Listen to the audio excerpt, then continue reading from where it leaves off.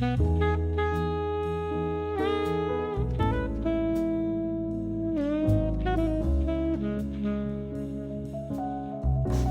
do you balance being a spouse, parent, managing your career/business, as well as having time for yourself?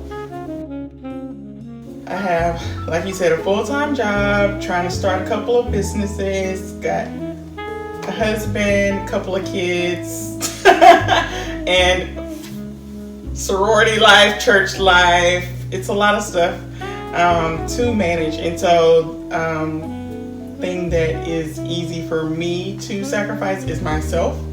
And so I have to be intentional about literally marking on my calendar Morgan Day. Like, don't schedule anything, and be mindful of looking at my calendar and saying, okay, am I making sure I'm spending time with my family? Am I not just like going to work and then going to bed? So learning how to say no, it's a beautiful thing. It's a beautiful thing when you can learn how to say no and not feel bad about it, because that no translates to a yes to something else. I think it's a process and just trying to take advantage of what you do have, because it's never perfect.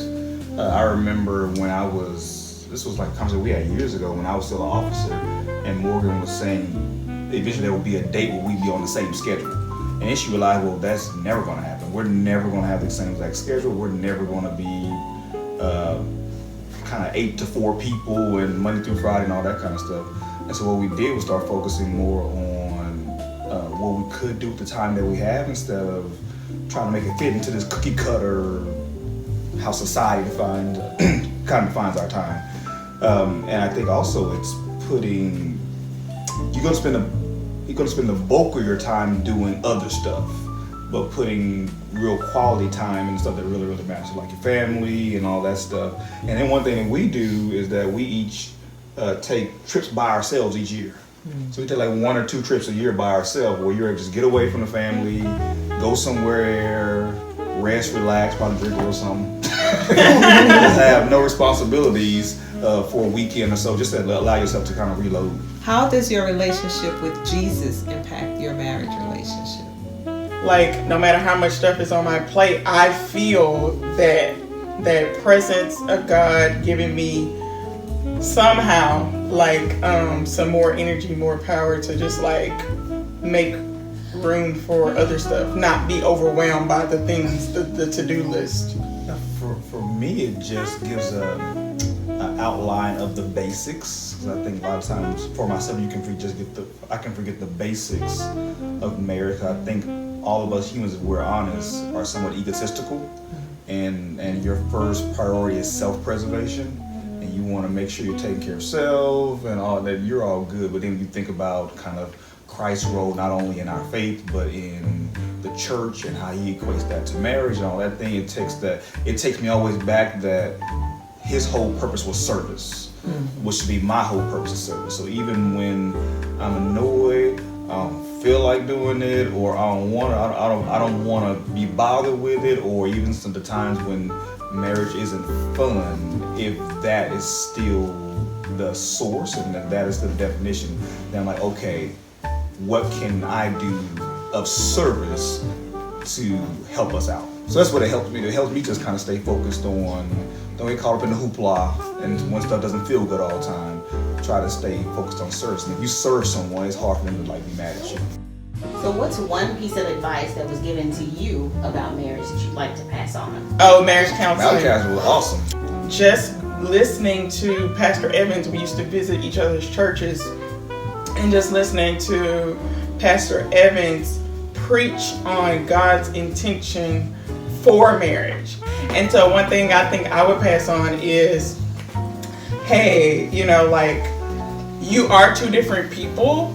Don't try to, first of all, it takes like self-acceptance, like accept yourself for how you have been uniquely made as a gift, and accept this person who you decided to spend your life with as a gift. And then instead of focusing on like how those differences may cause some disagreements or some issues, like how can these differences work together, because at the end of the day, you're a team. You know, like you're supposed to be functioning as one, not like as opponents. So that's what I would pass on. So what has the newlywed taught the 10-year veteran? Kind of what you said earlier, learning. Continuing to learn, because when you're newlywed, it's like, oh, this is a brand new marriage, I'm learning this person, all that stuff. Well, you still should be learning as long as you're together. Of course, you know more stuff now because you guys have a foundation together, but you're still learning, because hopefully who we were then, we're not the same people now. Hopefully you're in a better place.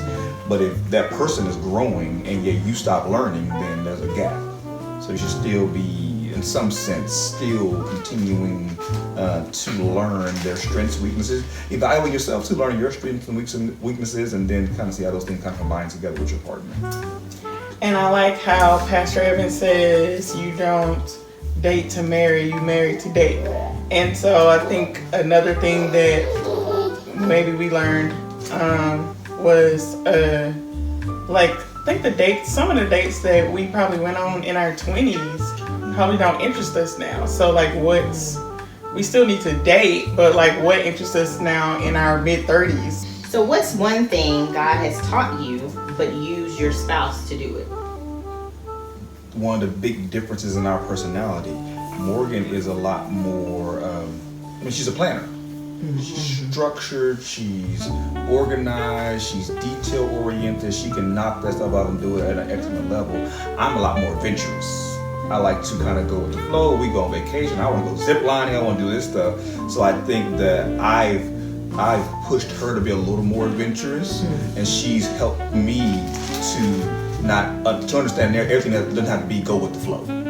Sometimes structure and being about your business and getting things done is actually a really big benefit. So his ambitious personality is like very inspiring and motivational, and there will be moments where I do need to kind of like, I'm naturally introverted, and so I need to like, you know, have a long time to like recover and stuff, but his like ambition keeps me like on fire to like keep going. So how do you handle conflict within your marriage, like the internal and the external influences? I think what we've learned with each other is that I'm a processor, so I may take a little more time to be ready to talk about being at odds, whereas he may be ready to go. And so just finding that compromise time where he won't feel like, okay, I'm over it now, and then I won't have taken too long to be ready to talk about it. I think conflict resolution for me is being okay with having conflict. In the beginning, I was very, very uncomfortable with having conflict because just growing up, I saw a lot of conflict in the home and some violence in the homes where I was living. And so what my brain did was morph that into any conflict becomes that. Yeah. And so then I was just not wanting any conflict in the home at all. But then what that was doing is me not addressing things that I legitimately had issues with, which can create resentment. And so instead, now it's okay to say, no, I'm mad at you, and I don't like when you did that, and then we work through it instead of keeping it down, keeping it in, and then letting it, spout up later as these things of resentment that's not fair, because I never even told her about these things. So, Damion, how did you know Morgan was the one? Oh, that's easy. It was several things, and so it's two primary things. The first one still reigns true, is that I have never met anyone who I said, oh, you remind me of Morgan. Morgan was a person who, I never met a person like her before, and to this day, I still have not met anyone who reminds me of her. And the second one was, it was so funny, because when we met, I was 23. You were 23, right? You turned 23. Cause I bought. We'll tell that story too. I was turning 23. I bought her a gift, and she just basically. Not her love language. No, she didn't like it at all. in the very beginning. Wait, But which one? The card? card, yeah. Oh yeah. I shit like it all.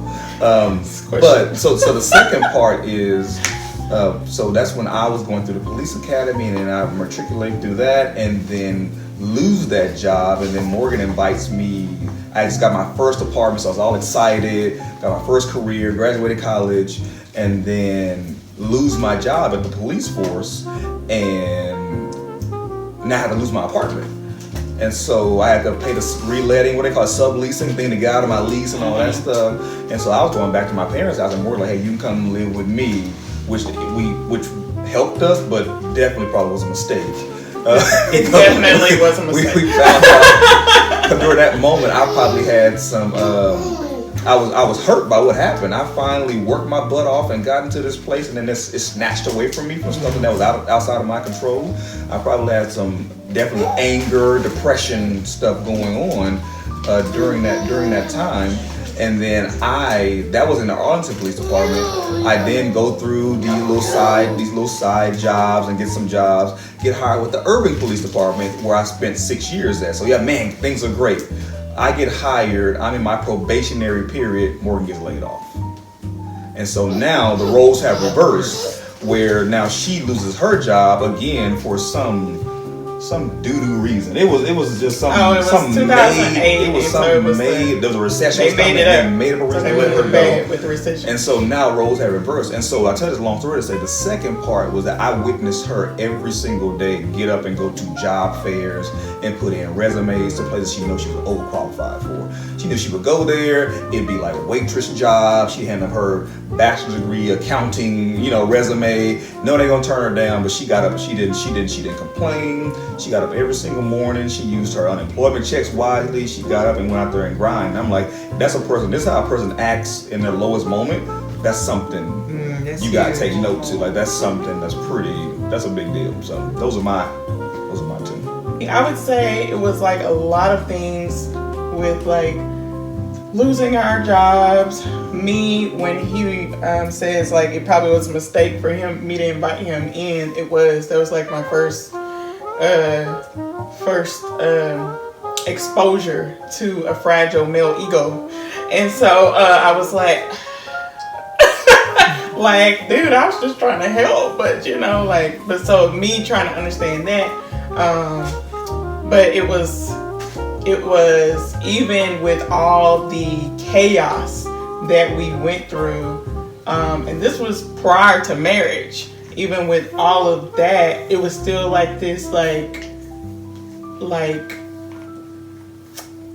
this joy, this like calm, this like peace that I don't think I've ever had when it came to the thought of like spending my life with someone, being in a real long-term serious relationship. I can't contribute it to anything but God, because like I said, had my mind determined that my life was going to go another way. And so then he inserted Damion at the right time for me to like pay attention and say, not only are you worthy of the love that I give you as your father, but you're worthy of love through a husband. So what can the 10-year veterans give the 20-year veterans? Like, what is it that you want? Is there a specific goal that is like, when we're at 20 years, I want this to remain the same? Like, we don't lose this thing. What is that one thing you don't want to lose or neglect? For me, it's friendship, because we laugh a lot. We laugh a lot. We laugh a lot at each other, at stuff the other person does. She think I laugh at her because she thinks she's not trying to be funny, but I think she's funny. I would not want to lose our relationship with God, because I think that growth that we've had spiritually, just as individuals, and as a couple, we can, like, each year we're looking to, or each moment we're looking to grow more,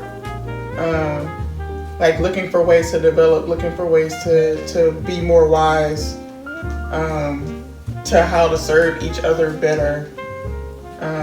So I can't imagine like not having that as a guide, because we did not know what was coming 10 years ago now. So can't even imagine what's going to happen in the next 10 years.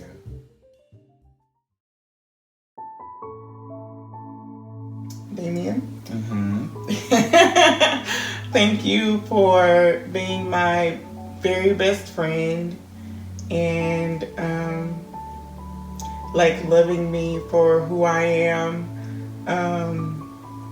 On my weakest days, on my strongest days, for always believing in me when I didn't believe in myself or when I don't believe in myself, and for seeing me, seeing me, hearing me, and always keeping me in mind and our family in mind with all of the decisions that you make. Meeting Morgan, like I said, meeting someone who doesn't remind me of anyone else and was very refreshing and all that stuff made my mind open up to this marriage concept that, with the right understanding and with the right person, then it can work. And I think if we had not met, then I'd be gallivanting. Soaring your just be out there, just living life. But